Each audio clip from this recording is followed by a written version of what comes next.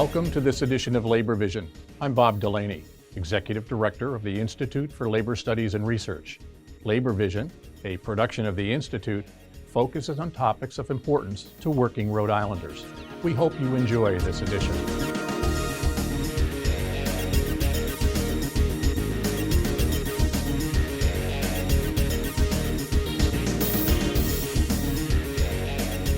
Hello, you're watching Labor Vision, the at-home edition. I'm your new host, Autumn Guillotte, and I'm joined here today with two people from the coalition, the Climate Jobs RI.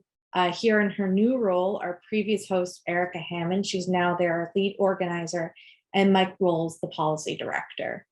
So thank you guys for being here today. Thank you for having us. I'm excited to be on this side of the table. Yeah, it's definitely a change. Now you got to answer the questions. Great. So this is really coming to a head when we talk about a just transition to a green economy, which is what your coalition is aimed to do. So could you expand a little bit on like what the coalition is and what its overall goal is? Yeah, so I'll take a first quick stab at this.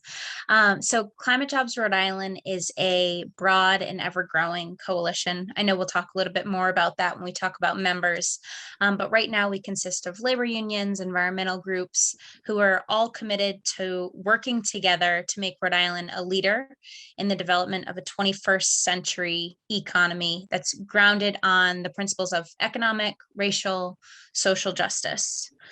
So that's just a very quick and broad glimpse at what our focus is. Great. So who is in this coalition specifically? So this coalition is still growing. We're very much still reaching out to folks, and we're really interested in hearing from groups who are interested also in being a part of the coalition. But right now, some of our current members are the Rhode Island AFL-CIO, the Rhode Island Building and Construction Trades Council, the Nature Conservancy, the Audubon Society of Rhode Island, Green Energy Consumers Alliance, to name a few. Right. I don't know if Mike, I don't know if you want to jump in too and add to that, but. Yeah, I mean, it also includes groups that are meeting at the intersection of environment and, workforce development. I mean, Groundwork Rhode Island is a good example of that. But, as Erica said, it's still a burgeoning coalition, and, Erica was hired to do the outreach to really grow the coalition and bring in folks that bring important lenses, especially the lived experiences. Can you speak a little bit how this all started, how Climate Jobs RI came to be? So the coalition came together before Mike and I's time with the coalition, but it began really in, I think it was late 2020, early 2021, with the Rhode Island AFL-CIO kind of convening the conversation around a just transition. So in order to achieve a just transition, we know that we need to be centering the voices of the communities most affected by the impacts of climate change. And that includes frontline communities and frontline workers. So the conversation started with a common goal and a common vision, and that at the center. I just want to jump in here. Could you explain a little bit more about what a just transition is? Yeah. You want to take it, Mike, or want me to? No, I'll take this one. So a just transition is, it's a solution that basically takes us from the old, extractive economy to a regenerative economy where we're centering frontline communities and frontline voices. We're making sure that policy and the solutions are informed by the folks who are most impacted by climate change, and we're bringing good jobs and well-paying jobs to that transition. So it's the transition from old fossil fuel-based extractive economy to the renewable regenerative economy, and making sure that that's centered by frontline communities, frontline workers, and making sure that the vision and the solution is really informed by the folks most impacted. Great, thank you. So I know that we've had a lot of great achievements so far. The Rhode Island is a leader in environmental policy in the country. I was hoping you to speak to some of your victories, like the Act on Climate. Yeah, do you want me to go, Erica? Yeah, you can take this. Yeah, so this past year, the General Assembly passed landmark legislation, the most aggressive legislation, climate legislation in Rhode Island ever passed. What it does is it sets a roadmap of reducing our emissions to net zero by 2030.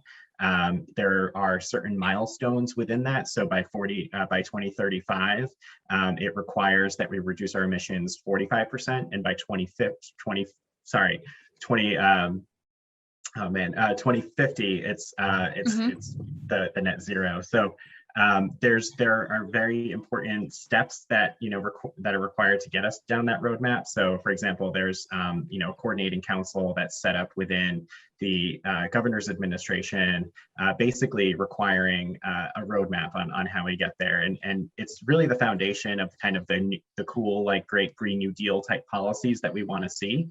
So it really behaves as that foundation where the state is now being held accountable to meet these certain milestones, and therefore it makes it much more important for us to kind of have the policies developed that get us to that those goals. Totally. And 2030 is really not that far away, is it? No. Yeah, so we've got a lot of work ahead of us. And I understand that this is the only coalition where organized labor is working with environmental groups on these types of policies, right? That's correct. So yeah, I mean, it's I think it's a testament to the work that the folks who are leading this coalition have been doing. When we speak to folks at the national level, I think all of their eyes widen when they realize that you've got labor folks and environmental folks sitting in the same room, where previous issues have led to some disagreements, but now there's this kind of uniting, rallying cry that we really need to focus on getting that transition right.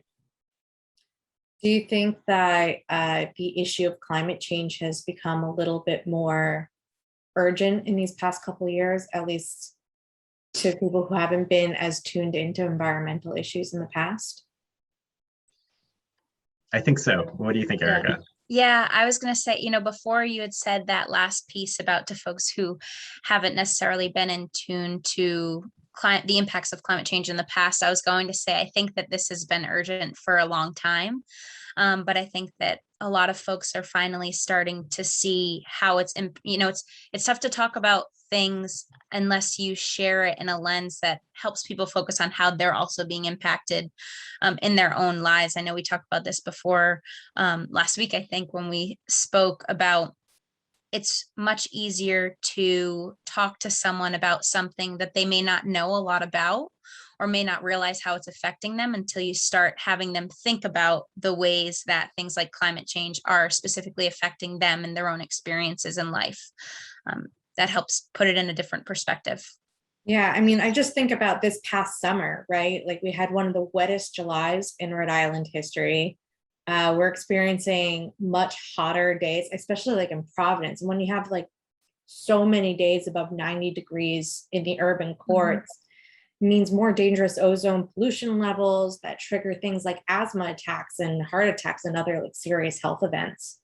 So it's definitely more than just an abstract idea of global warming. This is our everyday life.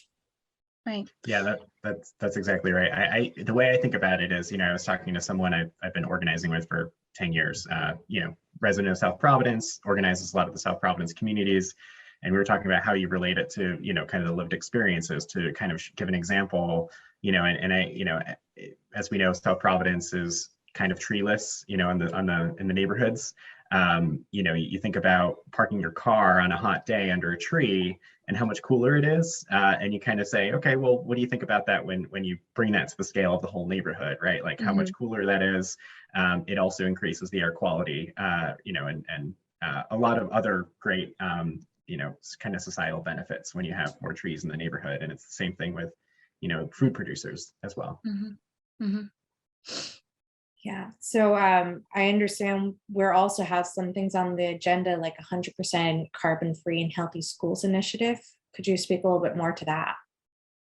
Yeah, so that is one of the very first campaigns that Climate Jobs RI is focusing on when thinking about what steps we'll take to get to a carbon-free or net zero economy by 2050. This is one of the first steps. So we have been convening a group a little bit smaller than the full coalition group of folks who are all going to be focusing on getting our public schools, which is K through 12 grades, to carbon free by 2030. That is the goal that's outlined in the Act on Climate. So that's why we're focusing kind of on that number. We have another meeting coming up tomorrow. I'm not sure when this will air, but another one to kind of figure out what our tactical timeline will be for this campaign, really making sure we have a vision and a game plan for how we're going to enact this campaign is going to be really important because, like you said earlier, 2030 is right around the corner. And so there's a lot to do, but it's an ambitious goal, but it's necessary. There's a lot of, scientific research around the importance of making some of these significant changes by 2030 and the impacts that it'll have. So this is one of the things you're looking forward to in the next year, really solidifying this campaign to make our schools carbon free and healthier. Are there other things you're looking at on the horizon? Yeah, I think one thing that we need to kind of improve here is making sure that we have strong labor standards in the work that's being done to reduce our carbon footprint. So we've been looking at milestone legislation in New York, Connecticut, Illinois that have talked about doing strong labor standards in all renewable energy projects at larger scales, as well as the retrofit work, all of that. So we're talking about apprenticeship requirements, the prevailing wage stuff. New York and Connecticut have done some fascinating things with even doing PLAs in renewable energy work. So look forward to putting together a good, robust policy around that in Rhode Island as well. Really. I know we're already kind of ahead when we talk about labor and building up solar panels and even the wind farms off of Block Island. So I'm excited to see how building can also be something that's green and something that's labor. I know that we've talked in the past as well about something like a free RIPTA program, which would not only expand access to public transit for everyday Rhode Islanders, but reduce some of the traffic on the roads if we expand public transportation, which would also severely reduce our carbon emissions, right? Yeah, when you take public transit, for a full year, you're reducing your emissions by 20, I think it's 20 pounds per day for the entire year. Wow. And that's just per person. So a big goal for the coalition moving forward or in the future will be expanding and improving the public transit access and constructing a high-speed rail network. So both of those large projects would expand, expanding the public transit system would create hundreds of high quality jobs, and also building a high-speed rail would create thousands of jobs per year for the life of that project, and the emissions that it would reduce expanding each of those systems or creating one of the systems would significantly decrease our carbon footprint yearly. I don't have that exact number in front of me, so I don't want to throw out a number, but yeah, that's really encouraging. I mean, I hate driving anyways. I'm a Rhode Islander. I hate getting stuck on 95 every day coming back and forth to work. So if it means that I get to take the bus in instead, and I know that that's also an eco choice that I'm making as well as a practical one. Yeah. And in regards to free RIPTA too, it's been shown in so many other places too, when you expand the access to public transportation.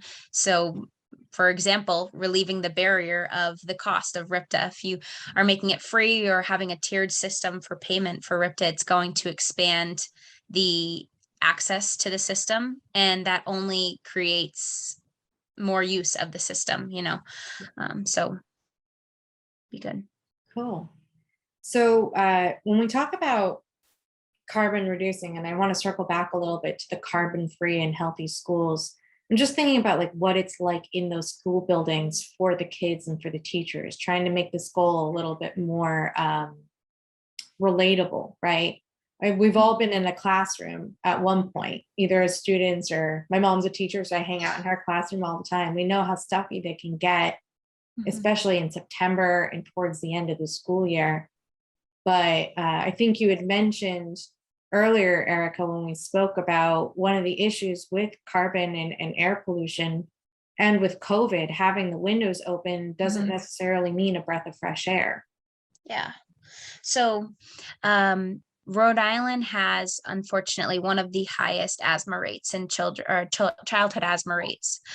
So especially when we're thinking about COVID times and thinking about things like ventilation, the use of ventilation, one of the first things you may think about is opening up the windows, getting some fresh air and circulating the air. But when you live in communities where, if you live in communities, say, such as Providence, Central Falls, Pawtucket, where many of the schools are extremely close to highways, there's constant cars around, you're not actually getting that breath of fresh air that you think of. You're breathing in so many of those toxins. So it's not actually doing what it's supposed to do. Totally. Well, I'm really excited about this. I know that sometimes when we talk about climate change and environmental policy and everything, it can seem a little hopeless and maybe even a little bit depressing when you're steeped in it. So I'm wondering if there's one thing that makes you really, really hopeful when we talk about fighting climate change as a whole. Yeah. Mike, do you want to start with this? I think you Sure. worded it very Okay. nicely before when we talked about it. Yeah, I think about climate change as a rallying cry where, we're all experiencing climate change. We're all seeing the challenges and the effects and the impacts. What this issue has done, and we're seeing it through Climate Jobs Rhode Island, is we're starting to see communities that don't normally work together or see a reason to kind of collaborate, or at least, see eye to eye on things, to actually start working together and do the hard work of actually understanding each other, and then, getting to work. So you're seeing it through this coalition as an early step, but you're also seeing it among other communities. I did some organizing with the fishermen, and they're starting to see the impacts of climate change now, and they want to get, involved in solutions. So everyone is starting to see it. And I think that you're starting to see the opportunities where folks are starting to work together in areas where they didn't normally see before they agreed that this was a challenge. Yeah. What about you, Erica? Just to piggyback that, I think this will really set the tone moving forward and for the future. When we're able to sit down and bring together communities, like Mike said, that don't always see eye to eye, or maybe they may have the same or a similar vision for the future in mind, but they don't actually have the same priorities. So they may butt heads on that, or not see eye to eye on that, or how the work is done. This will really set the tone for how we sit down and listen to each other and actually get work done and get things accomplished by listening to what we each need, or what each other need, to make this work happen, and what are everyone's concerns and goals for this. So it'll, I think, be a good starting point, I think, for the future, and how we can continue to work together and listen and hear each other. Great. Well, I want to thank you both for being here. And I want to thank those that are watching. I wonder if people have questions about how they can get involved with Climate Jobs, particularly when we talk about the Carbon Free and Healthy Schools initiative. Can they reach out to you directly? Yes. So if folks are just interested in getting a little bit more information, you can check out the Climate Jobs RI website, which is climatejobsri.org. You can also email either myself or Mike directly. We can share our emails. Mine is just Erica, ERICA, at climatejobsri.org. And I'd be happy to set up a meeting, talk to you if you or your organization are interested in joining the coalition. I would love to sit down and have a conversation with you about that. Totally. And I'll drop those links and your contact information in the show note so that people can reach out that way. And as always, you can reach out to Labor Vision as well through our social media channels. And you can check out our website for all of our episodes at www.laborvisionri.org. So thank you so much again for being here, and thank you for watching. So yeah. Thank you. Okay, thank you. Thank you for joining us for this edition of Labor Vision. We appreciate your input and encourage your comments. Labor Vision can be seen on this channel 3 times each week: Tuesday at 7 p.m., Thursday at 8 p.m., and Saturday at 5 p.m.